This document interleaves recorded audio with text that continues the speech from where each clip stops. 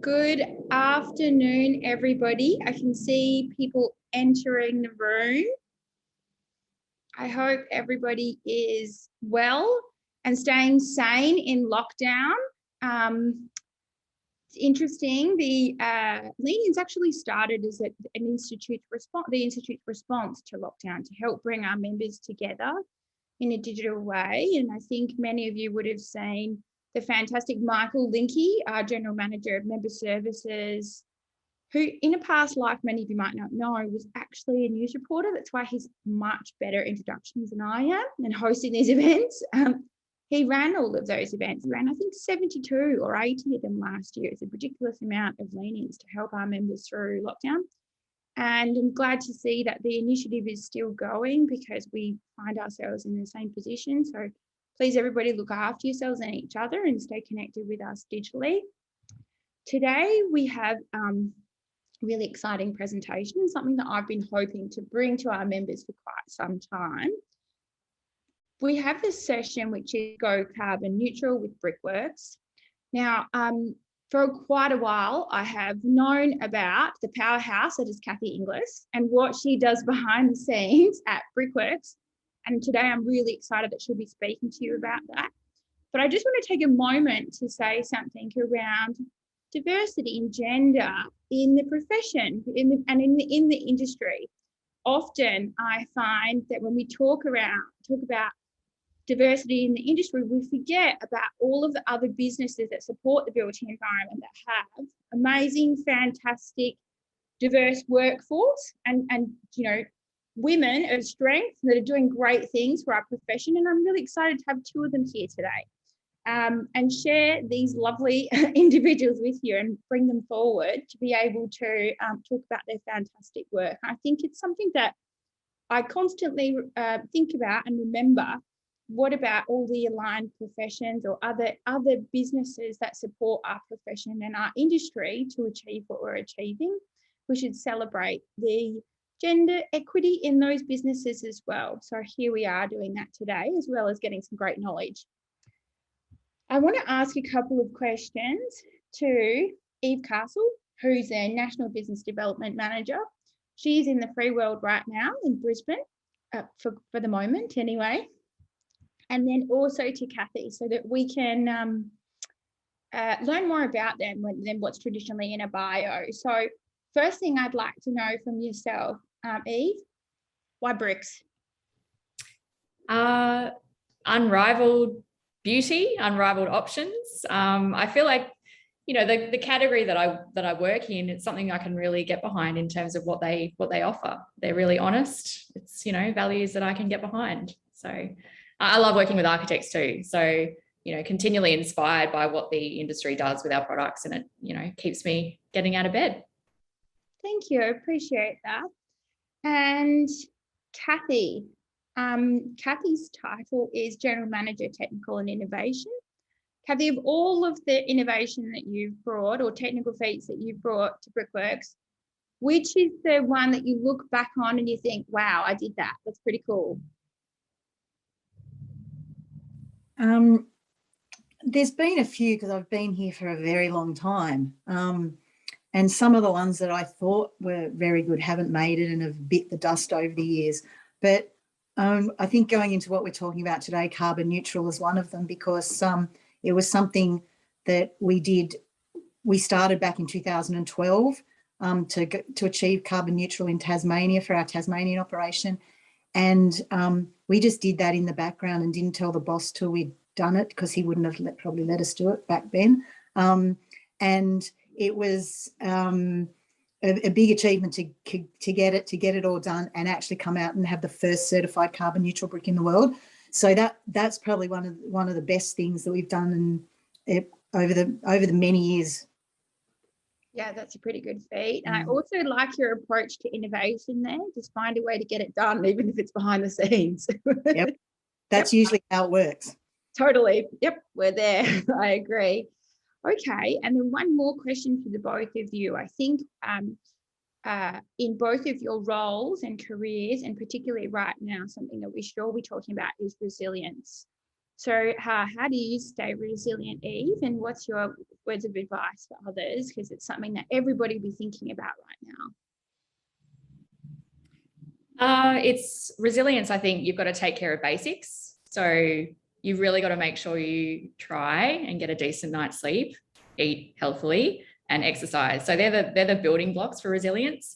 I think the other thing is you can find the strength, resilience equals strength, right? So I think having empathy for others is a great sense of strength, because if you can imagine what someone else is going through, it always makes your own situation a little easier. So focusing on empathy and taking care of the basics. Thank you. I think it's really important that we share, business insights that go a little bit beyond the technical stuff with each other, particularly right now. People are in a difficult way, every time you jump on a call, that's the primary point of conversation, isn't it? And Kathy, what about yourself? You've already said a couple of things that nod towards this. Yeah, I think I agree with what Eve said, but I think the one thing I'd add is to worry about what you can do, not what you can't do. There's so many things at the moment we can't do, and people are stressing out that they can't do certain things, whether it's your day-to-day business stuff, long-term, or go on that holiday you've always wanted to go on. You can't focus on, you've got to focus on what you can do and the little things, because that'll be what gets you through. Thanks, I appreciate that. That's great. I hope that's something that's positive words of affirmation for everybody. We're all going through the same thing together, and we all need to share insights on how we stay positive with one another. I'm now going to hand over to Eve, who'll provide a scene setter for us. We'll then hear from Kathy, and I believe that Eve will round out the presentation. As usual, I'd like everybody to follow the regular housekeeping, which is please pop your questions straight into the chat as you think of them. Get them right off your chest straight away so you don't forget them. At the end of the presentation, I'll go through them one by one and make sure that we run through them. Okay, I'm going to put myself off video and enjoy the presentation. Thank you. Well, thank you so much, Alexia. That was a lovely introduction, and got Kathy and I on our toes, thinking a little bit about our personal perspectives on life as we find it now. But today we're really excited to be with you, and certainly presenting for us a very exciting initiative. To set the scene, I suppose I would suggest that Brickworks at its core, our goal of making beautiful products that last forever, I think that really has sustainability at its core. And we look for how we can participate, work with you in the built environment to provide buildings that are safe, resilient, and increasingly sustainable. So today's presentation will cover our present context. We'll touch on Daniel Robertson, our first, I say here Australia's, but as Kathy's pointed out, we're not too sure of any other internationally available carbon neutral bricks. But DR made in Tasmania was certainly the first. Our new carbon offsetting program will form the heart of what we're presenting to you today. Kathy is going to take you through in detail process improvements, projects that we undertook to get to the position where we are today to offer this new carbon offsetting program. And then finally, we'll give you the tips for how to get involved. So in terms of context, I'm sure everyone reading the news is aware the IPCC report was recently handed down earlier in the month, which confirms that human activity is changing the Earth's climate in ways, and I quote, unprecedented. Within the next 2 decades, temperatures are likely to rise by more than 1.5 degrees Celsius above pre-industrial levels. So we know that strategies to make buildings net zero energy and zero carbon are going to be a key part of the very necessary global decarbonisation strategy, and must become a primary form of building construction across all economies in order to achieve the target set by many around net zero emissions by 2050. We know, along with this change in climate, more extreme weather events are being noted. So as well as decarbonising, we also would put forward the need to build very resilient buildings. So Just mentioning the Daniel Robertson brick range, Australia's first carbon neutral bricks. They've been available since 2014. Kathy will talk through a number of the projects that got that particular range to carbon neutral status. Worth mentioning also that we have a lot of new product development occurring with this particular product range. So carbon neutral products are a big focus for us, and that's in terms of colour options, in terms of formats, and we're always taking on project-specific briefs to give the market what it wants. So in going carbon neutral and presenting an expanded offer to you today, the number one step, as many of you know, many of you have gone through this own process within your own practice, the number one step is to do the carbon audit. From there, we look for efficiency improvements. So where can we look at taking embodied carbon out of the process? What can we do better? And finally, there will always be some business activities and processes that do generate carbon emissions. And so we look at the carbon credits to allocate. In extending this carbon neutral offer today, we are very excited to present to you the option to specify any brick or paver made in our Australian factories as a carbon neutral product. And we've extended this offer essentially after a lot of consultation with the architectural community and with large project developers. So now we are not only the first Australian manufacturer to offer carbon neutral bricks, but we're the first to have 2 separate climate active certifications.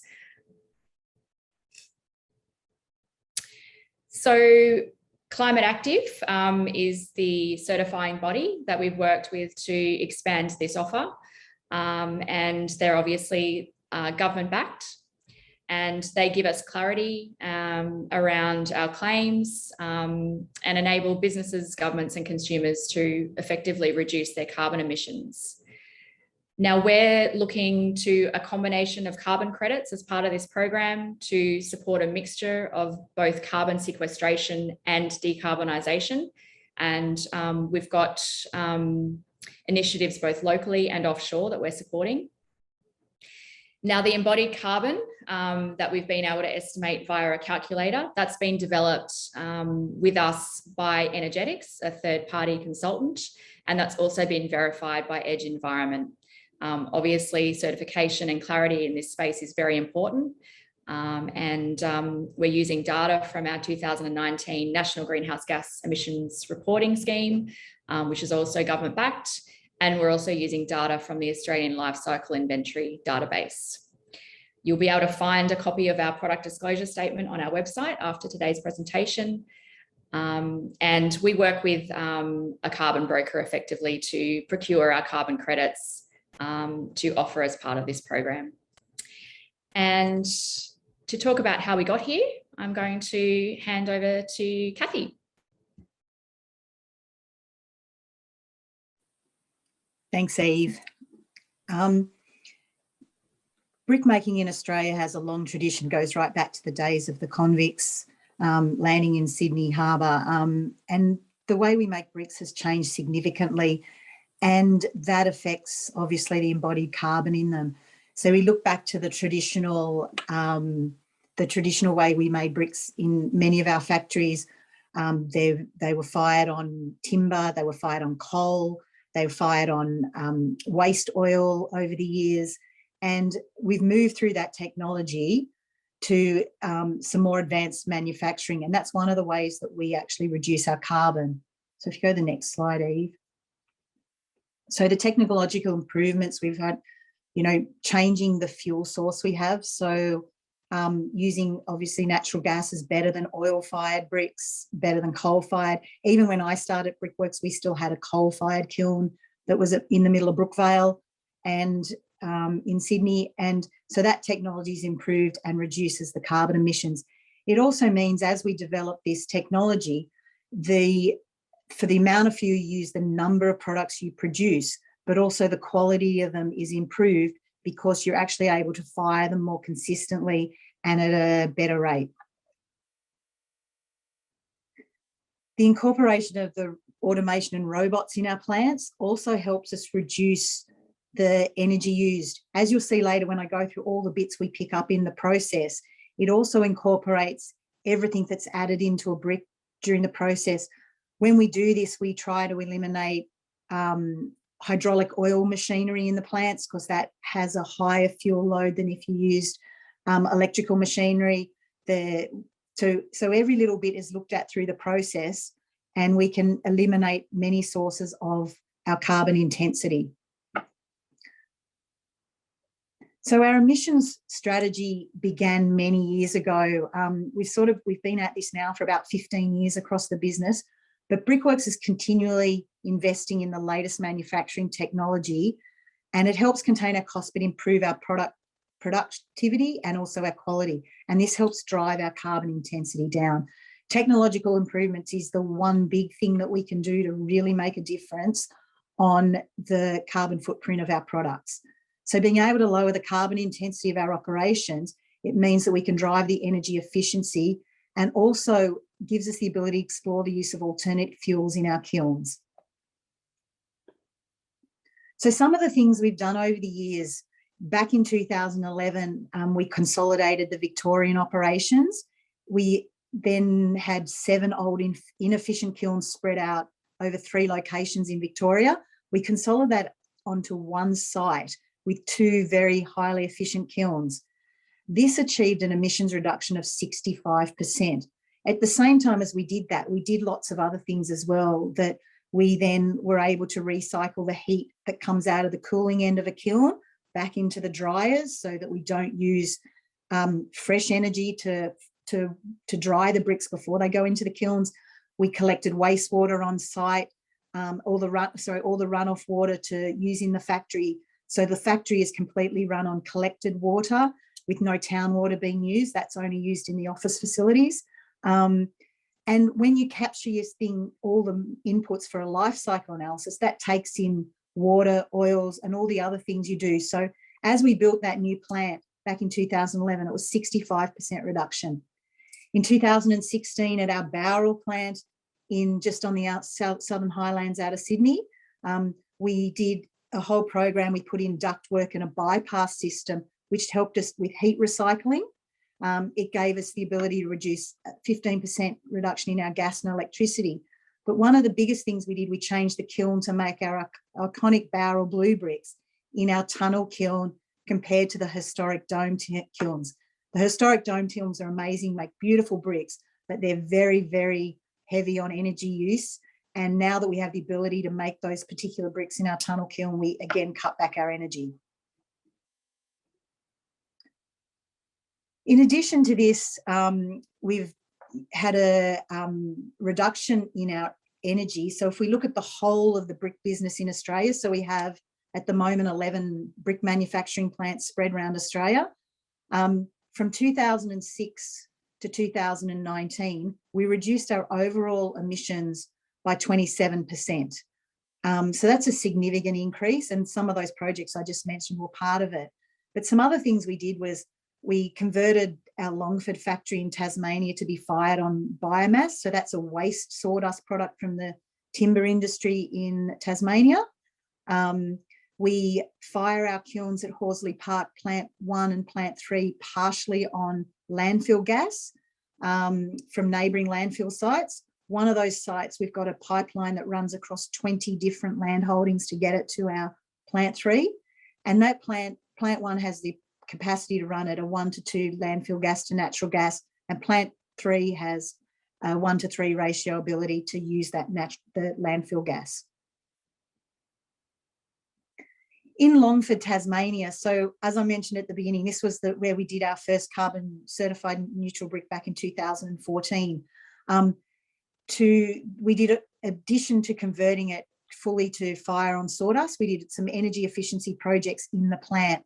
One of the things was replacing the whole lighting system in the plant, where we replaced the metal halide lighting system. The 35 units were replaced with induction lighting, and this equated to a saving of 16.9 tonnes of carbon a year. We also looked at our fan speed. So we've got fans that are part of the kiln dryer and sawdust preparation. We replaced these with variable speed drives, which meant the power demand of the fan motors could be reduced. This saves an energy of 259 megawatts a year, which is equivalent to 59.5 tonnes of CO2. So with those two emissions reduction programs, that helped us to achieve our carbon neutral status back in 2014. But we're looking at a lot of other things now across the business to help improve this further. We utilise some byproduct and waste streams from other industries. We've got things like with waste paper, sawdust, coal fines and waste glass, some in progress and some we're still trialling at the moment. We also source a lot of clay and shale from excavation sites. In New South Wales specifically, we've got about 1.5 million tonnes a year coming in, which means that we're not using virgin mining to make the bricks. We also look at the moment, we're increasing the core pattern of the cord bricks that we make. What this means is we use less raw materials, but we also, when they've got less mass in the brick, it means we use less fuel to fire them, so that drops the energy a little bit. But it also means we make them lighter and reduces the transport fuel on site. And also the brickies like them a bit better because they're a bit lighter to handle every day. So how did we get to our 2 climate active certifications and have our climate active licenses? Well, first of all, as I mentioned, we had to do energy efficiency projects. You can't just go and get a climate active certification if you haven't demonstrated that you've made improvements. So those improvements we've been making for the last 15 years, slowly at first, but we've sped them up over the last few years. That's gone into demonstrating that we are improving our sustainability, reducing our energy consumption, and to be more energy efficient. So once we do that, we reduce the carbon emissions a certain amount. The carbon that we still have associated with the business, we then offset using the carbon neutral and carbon offsets.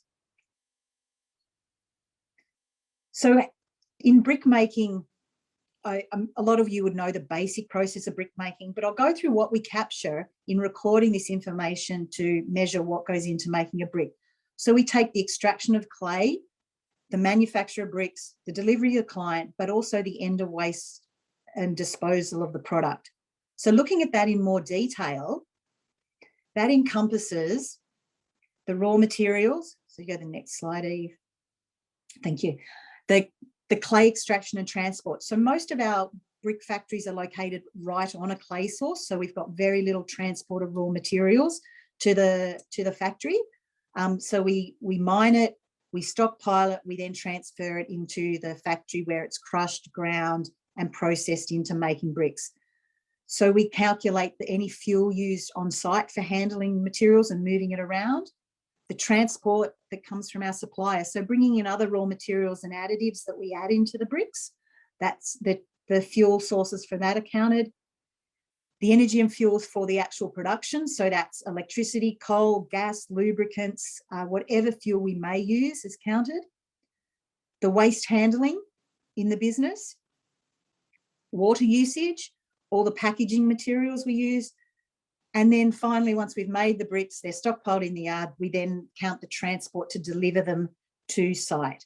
So when we say delivery to site, our carbon neutral bricks out of Tasmania are delivered to site carbon neutral anywhere in the world because we do export those bricks. Our carbon neutral, our second range, which we'll talk about, they can be delivered carbon neutral to your site within Australia. So we pick up the emissions from all those sources together, and we count the scope 1 emissions, which are our direct emissions from running our facilities and from our company vehicles, the scope 2 emissions, which are our indirect emissions from electricity generated, and then the scope 3 emissions are indirect emissions from basically everything else that we do. So that incorporates business travel, the waste generated, the use of water and end-of-life processing, all the transport and distribution. That's all indirect emissions, and that's all counted. So all those things, information is collected and put in to make our life cycle, do our life cycle analysis. So if we go to the next slide, please. So the life cycle analysis pulls all this information together, and we've then built that into a calculator to calculate what the actual carbon footprint is of each brick in the 11 manufacturing plants that we have. So as I mentioned, our functional unit for this, we cover the whole of the life cycle of the products. So that includes our cradle to gate manufacturing, which includes packaging, the delivery to site, the manual application, so laying the bricks, cleaning and maintenance by hand, and the disposal of the bricks at the end of the life. Just to note that when we haven't included mortar and other materials that are used to lay bricks, so wall ties, etc., they're not included in the calculator. It's just the bricks themselves. So our functional unit we talk about is 1,000 bricks or 1,000 pavers. We generate bricks around, each factory makes a brick or paver that are very different weights. And because the CO2 footprint of each product is based on the weight of that product, so we've done ours by 1,000 bricks and pavers, which is also how we sell the products to the customers. When you look at other products, you might see functional units by kilogram or by tonne or by metre squared. This way, if we do it by 1,000 bricks, you know exactly what the footprint is of every individual brick. So our boundary for our certification, we identify each life cycle stage. So in each life cycle stage that you can see there in that little map, it covers identifies and quantifies every material flow, every energy flow, and all the emission sources from those, from the material and energy used. We take the inputs of all the materials, so that's everything that we put into the bricks. But what we do is for anything that has a flow smaller than 1%, we of the expected greenhouse, we use some standard emission factors rather than counting everything below 1%, or otherwise we'd have so much data we'd never get to the end of it. The life cycle analysis, as I mentioned before, is a complete life cycle analysis. So it covers everything that's listed there in the boundary.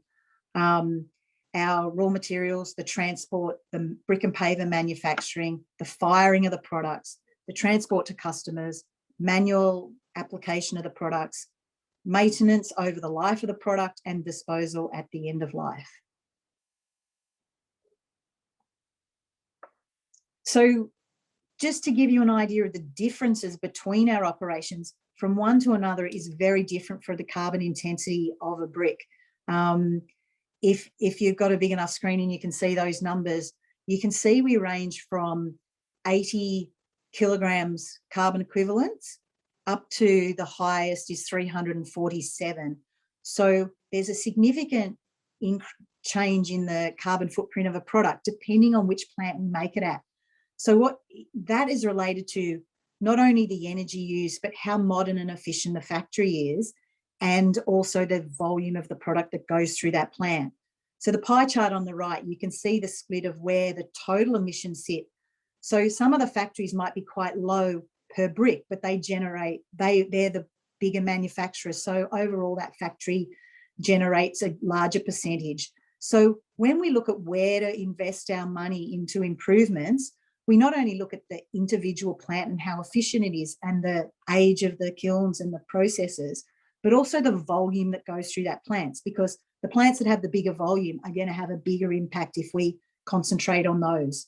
So some of those ones there you can see with quite high footprints, plant 22 in New South Wales, that's already been shut, and our new plant is under construction at the moment as got approved as a state significant development.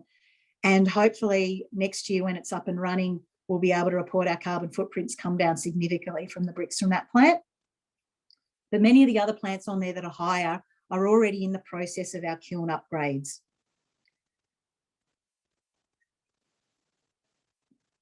So as we mentioned before, the carbon calculations from that LCA. So we use our national greenhouse and energy reporting data that's collected annually and audited from all our factories. We use that for our manufacturing. The brick delivery side of it is taken from the Australian Life Cycle Inventory database. So to work out the carbon footprint of any product, we need to know what product is going to be used, how many bricks are required, and the distance it travels from the factory. And this is our little internal carbon footprint calculator. Energetics developed this for us, putting all that information together. And we simply put in the location of your project, what bricks are selected, and then the quantity of the bricks, how far it is. We've taken a local delivery as within 50 kilometres of the factory. Anything outside of that would have a greater footprint, and we'd work that out. So what that enables us to determine that. So our carbon neutral offering is, we have 2 separate licenses. So we have our Austral Bricks Tasmania, where every product is guaranteed carbon neutral delivered to any site in Australia. And we have our Brickworks building products one, which is our opt-in one for the other 10 manufacturing sites around Australia. Brickworks has a really big commitment to our global kiln refurbishment program. If you don't know, we actually own a significant amount of brick factories now in America. Over the last few years, we've started purchasing brick factories in America to grow Brickworks brand. So we have a global kiln refurbishment program to drive our energy efficiency beyond the international best practice benchmarks. We are committed to local manufacturing in every area. We understand that people want to use local source products in their area. So we're committed to maintaining our businesses in each area, but also this continual technology investment. And just to give you an idea, the plant 22 that I mentioned in New South Wales that we're building at the moment, that's $130 million investment in that technology. There's one. So once we work out our carbon footprint for how much we offset, we actually procure carbon credits. We do this using a broker. We're balancing a number of Australian credits to the international credits as well. Just there on your right, I think it's a really good example to show how different the carbon footprint is for using sawdust as our biofuel in Tasmania compared to if it was natural gas. If that same kiln making the same amount of products was fired on natural gas, it would be equivalent to 8,522 tonnes of carbon. Because we fire it on sawdust, it generates 215 tonnes of carbon. So that's a significant difference. Now, obviously, we can't fire all our kilns on sawdust because, number one, there's not a local sufficient supply of waste sawdust material in other areas near our plants. So we're now looking at other ways to look at reducing our the energy used in those other plants. So the offsets that we're focusing on over the last few years, obviously with our Tasmanian business, we purchased some that are the Tasmanian forestry protection ones. And this is to help preserve the native forests in Tasmanian Central Highlands that were previously logged and cleared for agricultural things. So these are now protected, and the renewal and preservation of this forest generates carbon credits. So that's one of the ones we love to have, particularly because of our manufacturing in Tasmania. And the other couple that we do in Australia are the Northern Savannah project. This is a project worked in conjunction with the local Aboriginal Corporation, and it's dry season savanna burning. So it reduces wildfires and reduces the overall carbon emissions generated if there was wildfires. And the other one's the Paru River North project in Queensland, which is establishment of native forests, bush regeneration. And this was land that was cleared for cattle farming and cleared of vegetation for a long period of time that's now being preserved over I think it's a 30-year period, this one, that they've got to maintain it for and continue the regrowth. So that generates carbon credits. We also purchase a few international credits as well and concentrate on projects that bring significant improvement, such as wind or solar projects.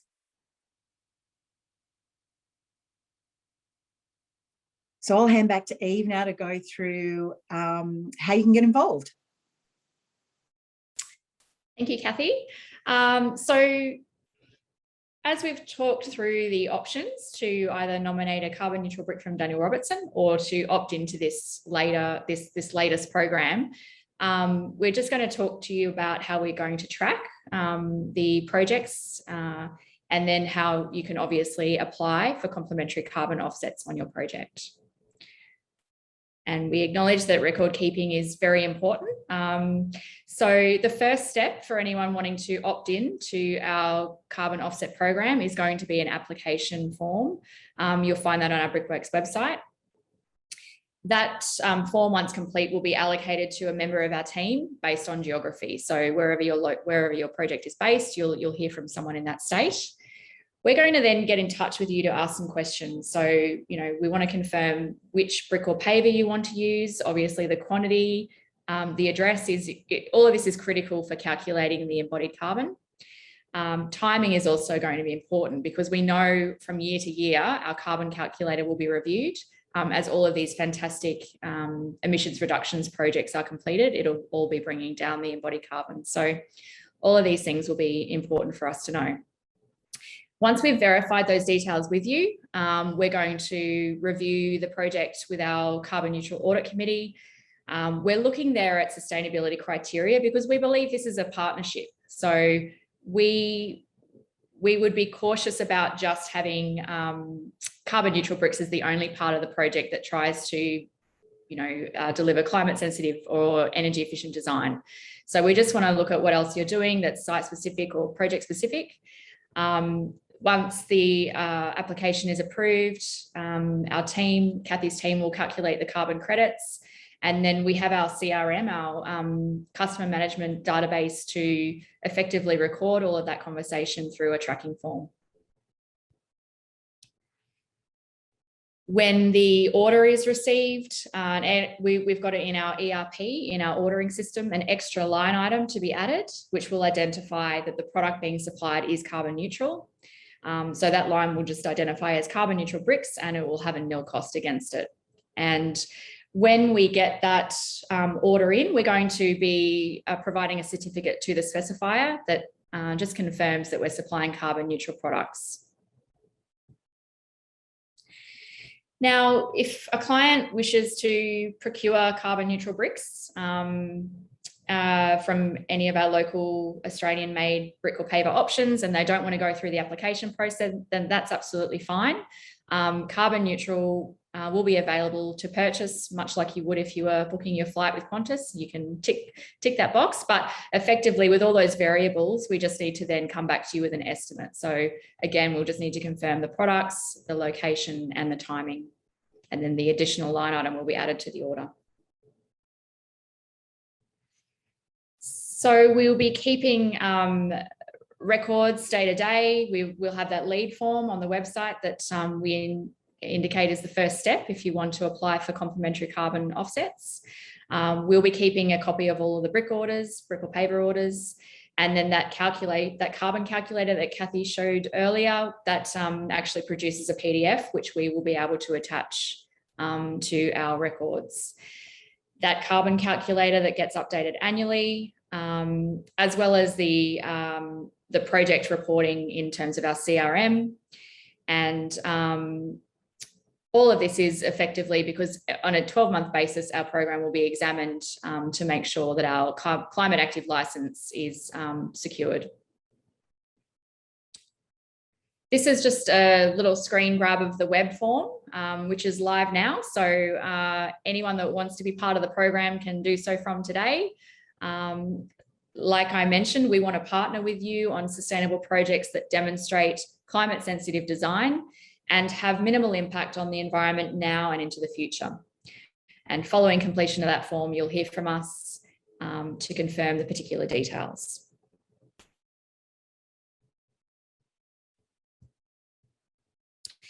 So we would just, I guess, suggest that offering carbon neutral products isn't the end point, it's the start point. So we're going through a process of evolution, as Kathy has touched on.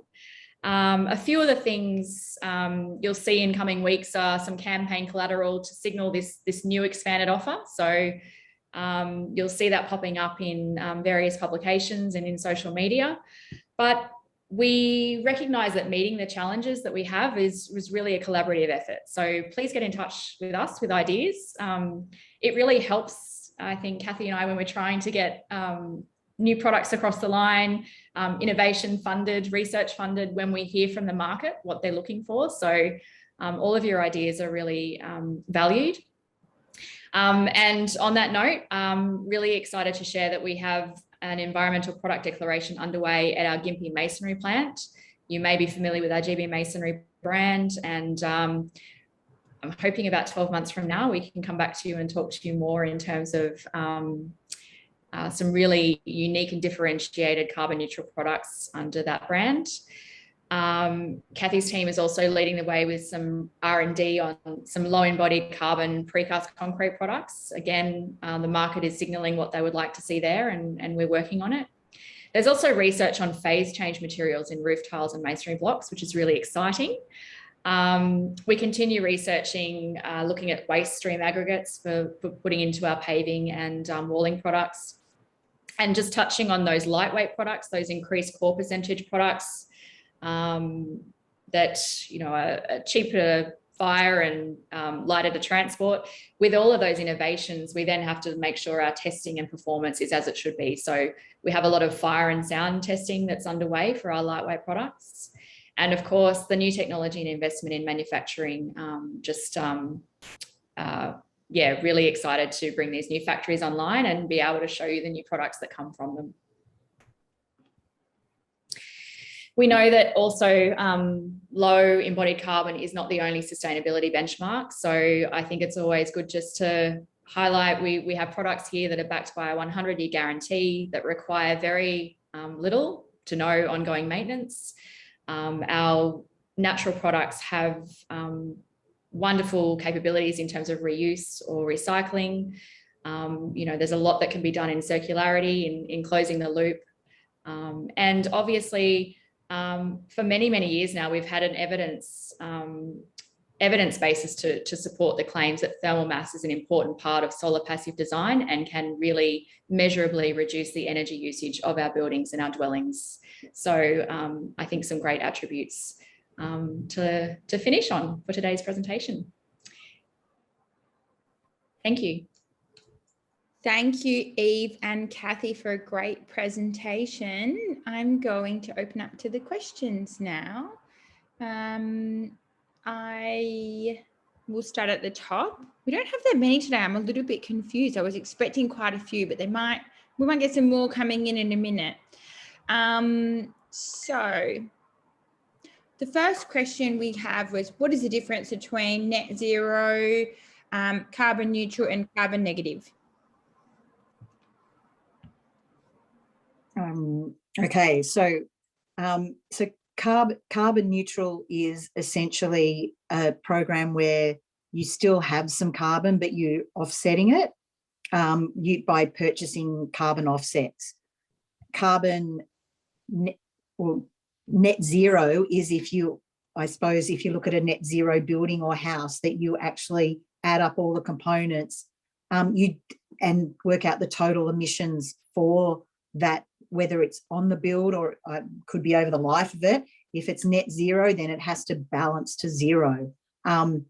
Usually the only way to do that is to purchase offsets as well, unless you have some that are, the third thing was a carbon negative product. So that's something that would sequester carbon and actually be a negative at the time of its use. So such as a timber product, that they have sequestered carbon over the life of it, holds a certain amount of carbon. Thank you, Kathy. And the next question we have is from, usually I read out the names, but I've got some abbreviations in here. So this is from SEN. Is Brickworks using green power energy? And then the next part of that question is, what percentage of each Brickwork carbon neutral product is achieved by carbon credits? That's pretty detailed. I think that's a tough one. Yeah. I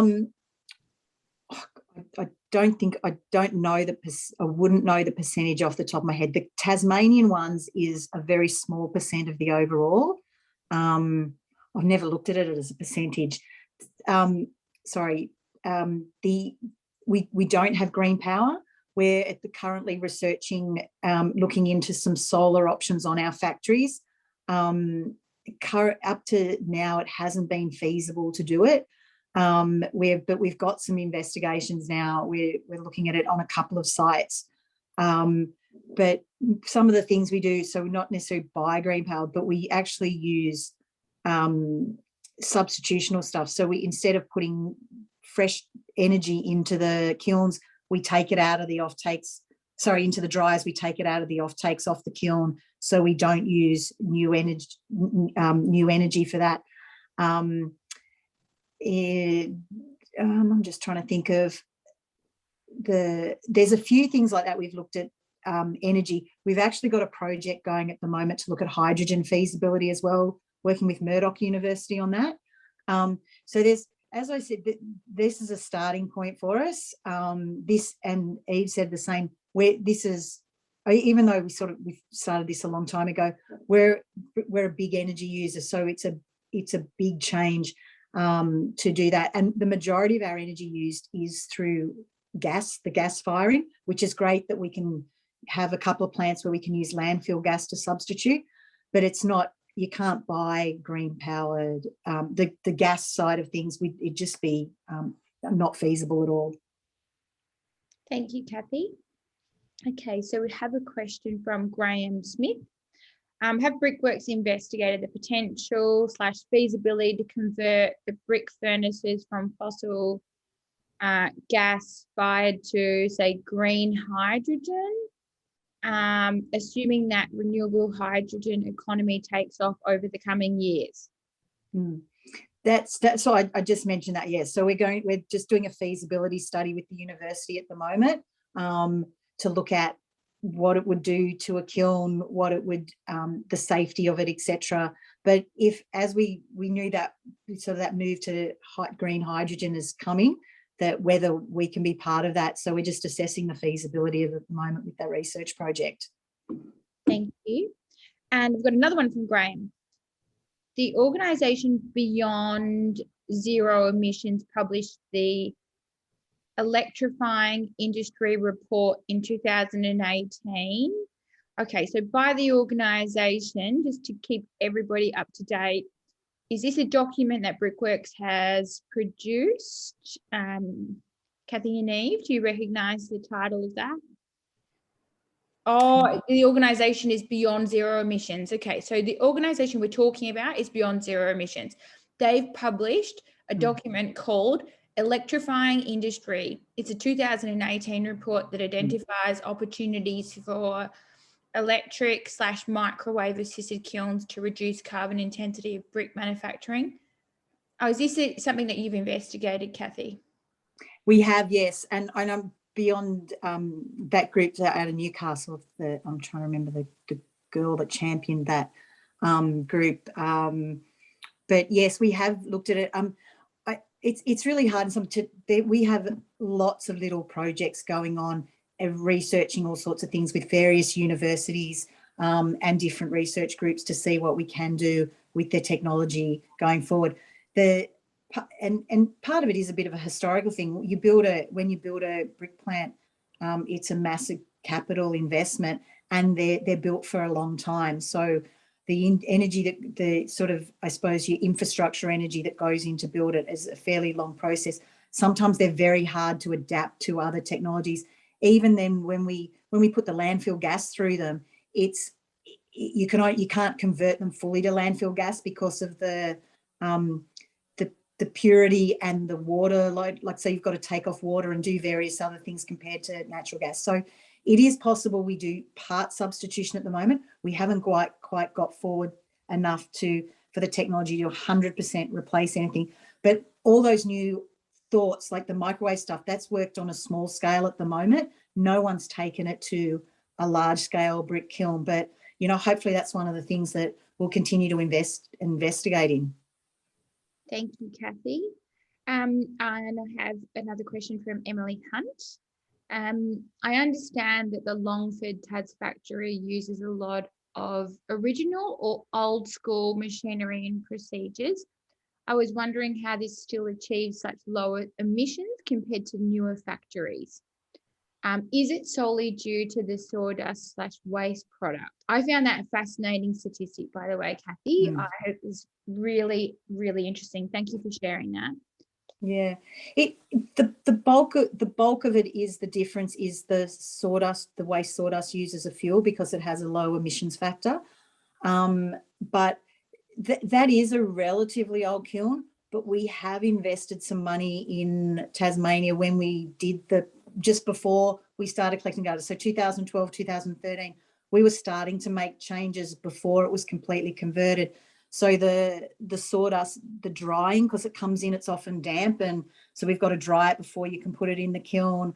And we use a bit of diesel burning because if you put it in, it doesn't burn its capacity. So we still have a few bits. So we did do some upgrades to the kiln. We didn't build a whole new kiln, but there's been a lot of upgrades internally to get it as efficient as it can be. So it is a pretty good, efficient kiln for the volume it produces. Thanks, Kathy. I've got another question from Graham. The question says, there was a reference to potential low carbon precast concrete products. Do magnesium-based cements offer opportunity for carbon negative precast? Graham, can I just ask you what your job title is and who you work for? I'm very interested to know what your background is. We have played with magnesium products before. We actually had a product on the market, a magnesium-based cement, and we've withdrawn it from the market. That not because necessarily magnesium cements are bad, we just couldn't source it anymore, and it was manufactured overseas, which is importing anything at the moment is very problematic. So it is an option. The first thing you look at for going down the low carbon path for precast is just reducing the cement content by adding substitutional materials. That can be right down to the path of geopolymer type cements, and that is a possibility. So there's some of the things we're looking at. With structural products like precast, it's very hard to leap to geopolymers because they're not supported by Australian standards that enable you to say your products comply with anything. So it leaves a very high compliance path for getting them used on projects. That's part of a hurdle for changing any products to new technology, new things that if you don't comply with concrete with AS 3600, it's very hard to get them utilised in projects. So there's a long way to go on that. That's just a path we started. We've got little bits happening with our concrete masonry products, which are easier to do that substitution to start with because they're not, it's not precast, it's not structural, being carried and lifted on cranes and could potentially have more risk of failure. So it's a higher risk product. Thank you, Kathy. Everybody, just so you know, we are at the close to the end of the session, so I won't be able to address any more questions. Just need to finish off the last two. We have a question from Wade Coggle. How do you elaborate? Could you elaborate on the phase change blocks and tiles at the end goal of these products? Okay, so that's a recent project we've started with the University of Western Sydney, collaborating with them. So the concept is to incorporate phase change materials into the roof tiles and into concrete blocks. And what that will do would be to increase the thermal benefit. So obviously a phase change material, I presume you know how they work if you've asked the question, you know, they change phases and it stores energy as it goes from a solid to a liquid, and it releases the energy when it goes back liquid to solid, or it can go liquid to gas. We're doing solid to liquid. Incorporating that in the products to get them to act as more of a thermal battery, so they absorb the heat and stop it penetrating into a building. We already know bricks have high thermal mass.